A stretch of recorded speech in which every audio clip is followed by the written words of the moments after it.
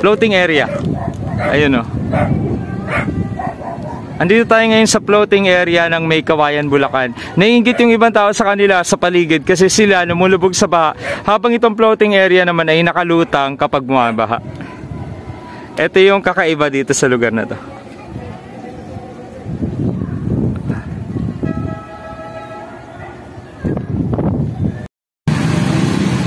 Ayun, nasakay tayo dito. Ito.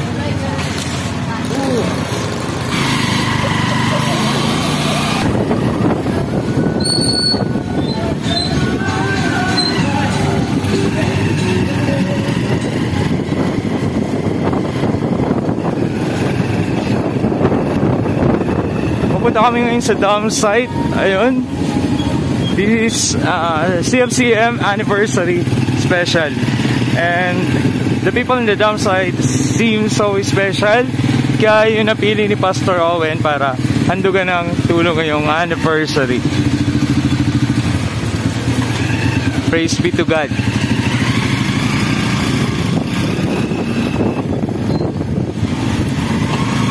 So, dala-dala namin to.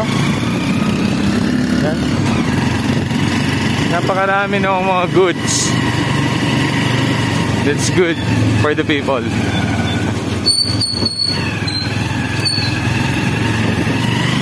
Malapit lang naman yung dam site kasi andito na rin naman kami sa barangay kung saan andun yung dam site.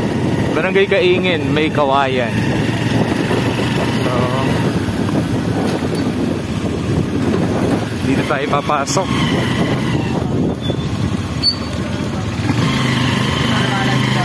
Ayun o.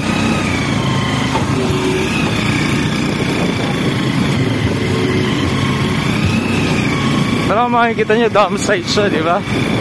And marami nakatira dito. Marami nakatira dito, no? Okay, doon. Ayun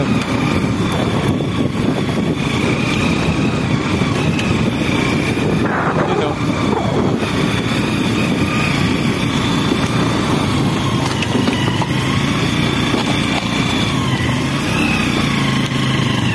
Ayun, natatanaw ko na yung mga kabahayan. Isang community siya dito sa lugar na to. Dito ba yung ilog? Dito, sir. Ayun, ito yung ilog. Ilog na yung gilid. Ayun, ilog. Nakita na natin yung ilog. Ayun o. Ayun yung ilog. Parang dinidredging, pinapalalim na. Nilalaparan po. Ayun, meron sila dito ang dredging activity. Nilalakyan yung ilog para hindi na bumaha yung ground level ng kalupaan.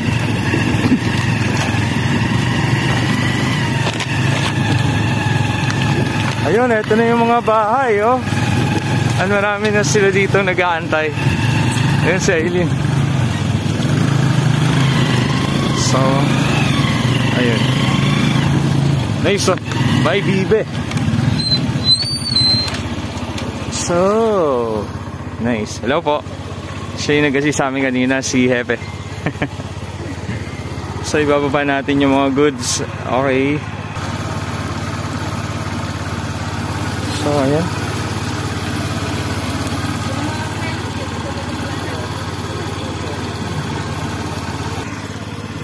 Here in the community sa dam site, ayan.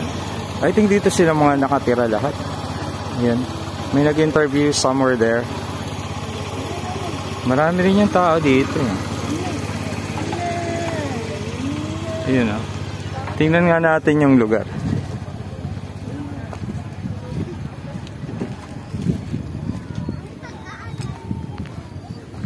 So, medyo mahirap mag-adjust kapag baguhan ka tapos titira ka dito. Ayan o. Hello. Hello. Ito yung ilog. May ilog sa parte doon. So, dinidredging siya ngayon. Ayun. Ilog yun. Ayan. So, makikita mo parang putik lang siya. Puro putik na lang yung makikita mo doon sa ilog. And may mga men at work for the dredging activity.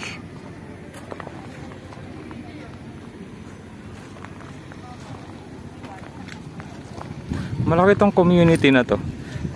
Talaga nang isang community na siya na umusbong dito sa dam site. Dating dam site to, kaya tawag nila dam site. And still, mukha talaga siyang dam site. Hoping na malulusog yung mga tao.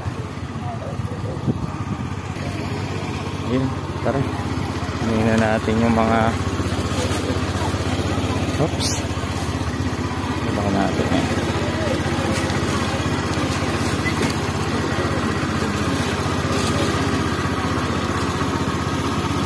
Let's go.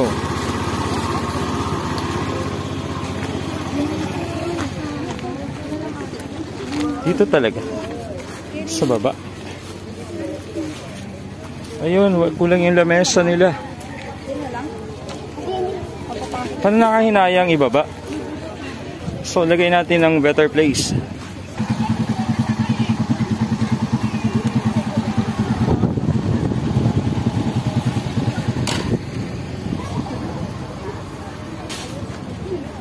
Ano po, Pastor?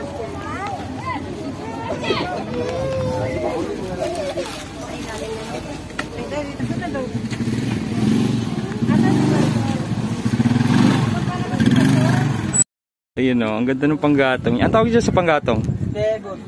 Ah? Parang mga ritaso, no? Galing sa pabrika ba yan?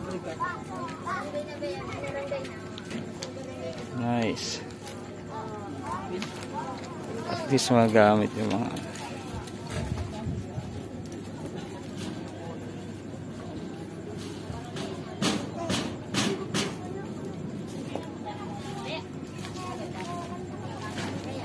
Saka kayo kumukuha ng tubig? Sa labas, no? Sa labas ng dam site? Malayo din, no?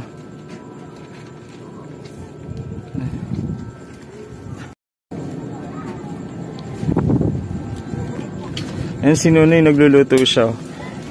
Kakaiba yung kanyang... Papakulo. Ayun. Masarap magkape ngayon, boss. Oo nga, malamig eh. Kaway-kaway ka nga, Nanay. Ayun na. Yan. Yan ang, oo, yan ang pogi ng dam site. Shout out.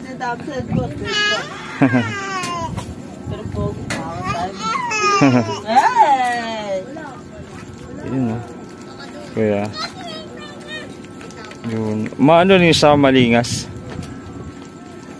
Oh, ba't nakaganyan Malingas ang po? Anong probinsya nyo? Samar. Kami Bicol. Nadadaanan lang yun ah. Opo. Northern Samar. Kuya.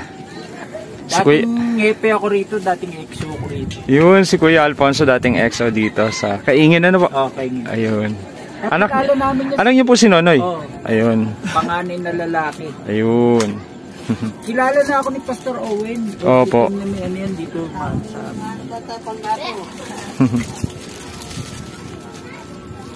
ito po ko po. Ayun. Ang ganda naman. Anong pangalan mo? Ganda oh. Maganda yan paglaki oh. Ang ganda. Ay, sorry. Pogi pala. Pogi pala. Ano ba naman? Bata kasi.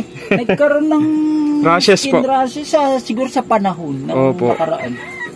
Ilang buwan? Ilang buwan na yun? Yes. 6. 6. Pero ano makipagkwentuhan. Anong pangalan mo, Bibi? Kil. Pangalan niya, Joyce? Kil. Ito pangalan niyan? Nathaniel. Ganda ng pangalan niya. Nathaniel. Pagaling ka, baby ha. Pogi baby eh. Mawala din yan. May gamot naman pong ina. Galing sa center. Oo, kaya alam, maganda nung dati, binibigay ni Pastor yung yung Koreano. Ganda ng mga binibigay na ointment nun eh. Nathaniel, hello. Nat, oh, yung galing oh. Anong niya, palayaw? Kil. Ay, Kil. Kil. Ay, Bibi oh. Bibi. Yun oh. Mga alaga rito, mga bibi.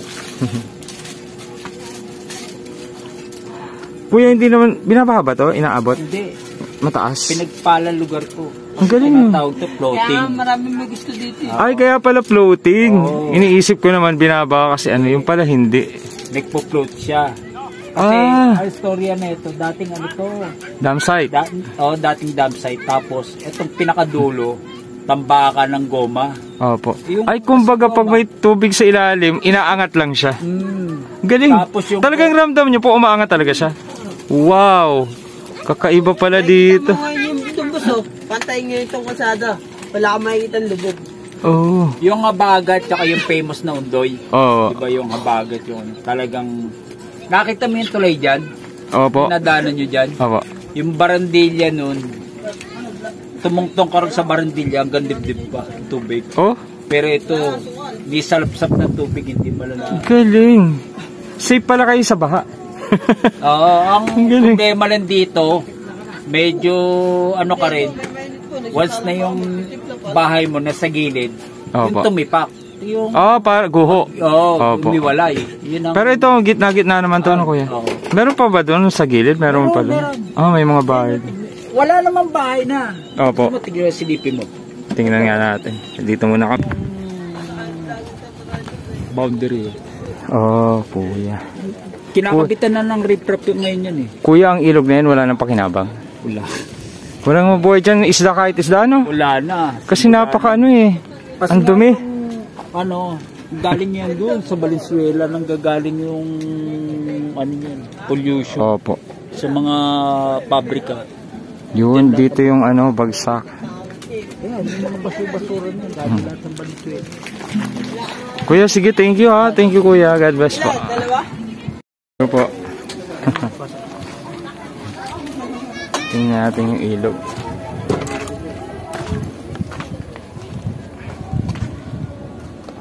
Alam niyo yung lupa dito malambot. Kasi yung lupa dito hindi siya intact na nakadikit sa ground. Ano siya? Dati nga siyang dam site. Kaya yung ilalim daw nito is maraming goma na na-stuck. Kaya nangyari kapag bumabaha, umaangat lang itong lugar. Itong lugar na to na kinatatayuan natin, katabi niya yung ilog, di ba? Ilog na napakarumi. Umaangat lang siya kapag umuulan at bumabaha. Kaya siya tinatawag na floating dam site, floating area. Ayun oh. Andito tayo ngayon sa floating area ng May Kawayan, Bulacan. Naiinggit yung ibang tao sa kanila sa paligid kasi sila lumulubog sa baha habang itong floating area naman ay nakalutang kapag bumabaha. Ito yung kakaiba dito sa lugar na to.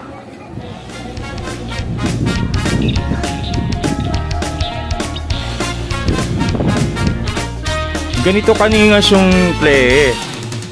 Pansin nyo kanina, ito siya. Ito yung pinanggatong kanina dito. Pero hanggang ngayon lumiliyab siya. So parang non-stop yung apoy niya. Kaya okay din siya na marami kang maluluto. Kasi yung apoy is tuloy-tuloy. Galing. Isa lamang si Nathaniel sa mga batang nakatira sa dam site at ngayon meron siyang skin rashes. Sina Kuya Alfonso at Nonoy, naka-adapt na sila dito sa lugar. Salamat kay Kuya Alfonso sa pagkukwento sa akin tungkol sa dam site at sa floating area. At salamat kay Nonoy na nagpa-unlock sa ating panayam. Mabuhay ang mga taga dam site floating area.